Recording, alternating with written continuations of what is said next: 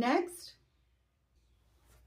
Oh my, you look like you could use a facelift. Sir, someone will be with you in just a few minutes. Hey everybody and welcome. This is our patient today. This is going to be a quick video. We are going to give this gal a little bit of a facelift. This is just a wooden stool that I have picked up somewhere along the lines. You know, something I had in my stash. My stash? I've already sanded this. I probably sanded it ages ago. I don't even remember. And I've also taken it out and just giving it a spray just in case. You never know. I want to paint this and then embellish it afterwards. I am obsessed right now with this blue. This is Champness by Fusion Mineral Paint. I love this color blue. I love it with Fusion's Antiquing Glaze. These two things together, to me, are going to look great on this stool. So the first thing, well, third, I guess. I've already sanded it and shellacked it. So this is the third thing. The third thing we're going to do is I'm going to paint this stool. And it's probably going to end up getting at least 2 coats because there's lots of stuff. Maybe 3. We'll see. Let's get started.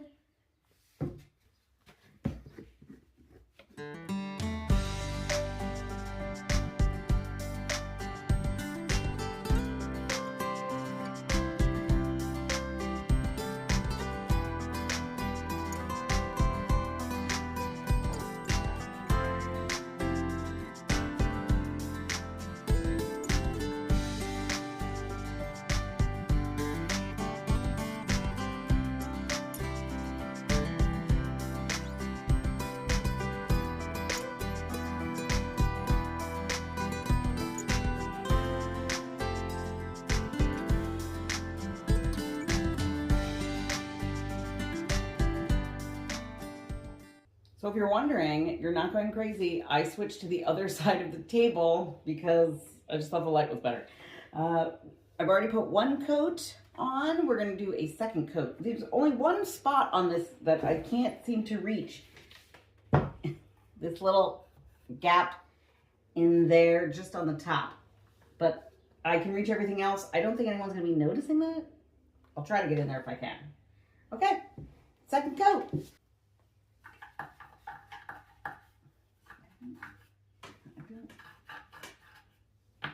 Yeah, I don't know how to get in there.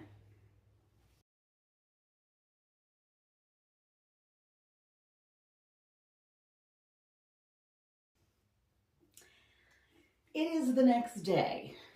I put 2 coats of paint on this and then I decided, let me just let it sit overnight. As you can see, I've already placed the rub-on transfers where I want to put them. I spared you that. I took like an hour to figure out what I wanted and where I wanted to put it, and it was ridiculous. And I didn't want to put you through that torture because I like you guys. Now, I want to say this. If you're someone who likes to distress your pieces, this would be the point where you would do that. Before you would put the transfer on, unless I'm wrong, let me know. If you're a distressor, let me know. Distressor. That's funny, isn't it? Kind of sounds like a villain, the distressor.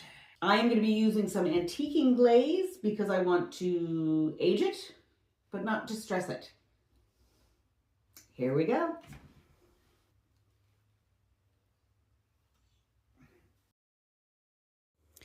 For anyone who is watching this for the first time or watching a crafting video for the first time and you have no idea what rub-on transfers are, here's a very quick tutorial. Rub-on transfers are my favorite tool to upcycle an item. They can be applied to various surfaces, allowing for easy application without the need for painting or drawing. The transfer comes on a backing sheet. Remove that and place it in the desired area.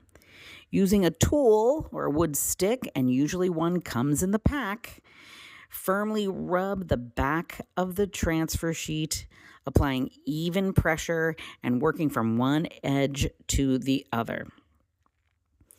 Then you'll carefully lift off a protective sheet, checking if the design has adhered.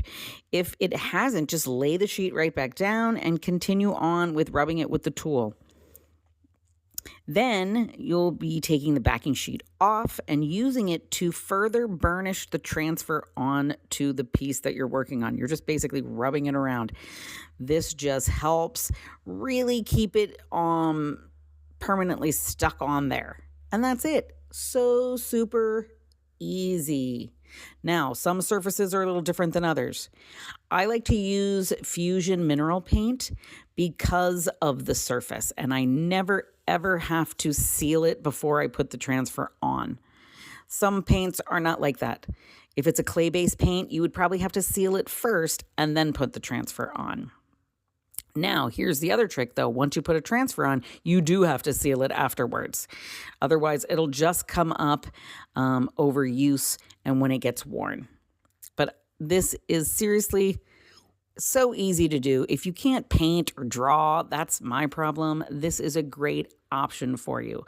I also am just terrible with stencils and stamps. I just do not have a steady hand.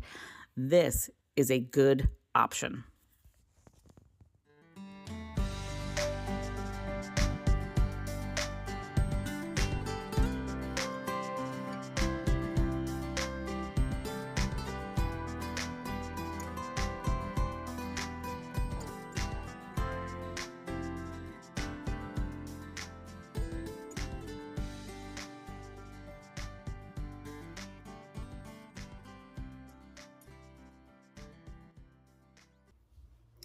Now that I have applied all my transfers, I am going to put on some Fusion antiquing glaze. I'll wipe it on, wait a little bit, and then wipe it off just until I like the look.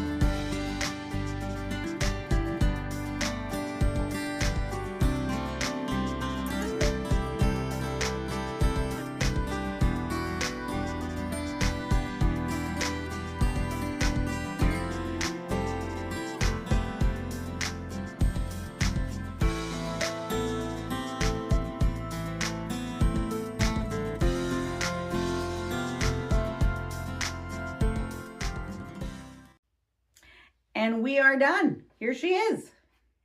I think she looks pretty good. Just something about antiquing glaze. I love using it, but you have to make sure you're just keeping track of where the drips are so you can wipe them off right away. Because once that dries, you can't really get that off. So what I did was I brushed the antiquing glaze on, I let it sit for a couple seconds, and then I wiped it right back off with a shop towel. If I want more in that area, I'll put more on later. It's easier to start off slow and then build your way up. But I did all surfaces, and I think it came out pretty good, actually. I let it sit out in the sun for a couple hours just to dry really well. So with antiquing glaze, you really want this to cure. Like I wouldn't be using this tomorrow. That would be a little too soon. So I'm going to let this sit for a couple days so that it really cures into the wood. And then I'm probably going to do a spray seal on it. I tend to be an over sealer. But this is the facelift. And I think we did pretty well. Thank you so much for being with me today. I do appreciate it. We will see you in the next one. Bye-bye.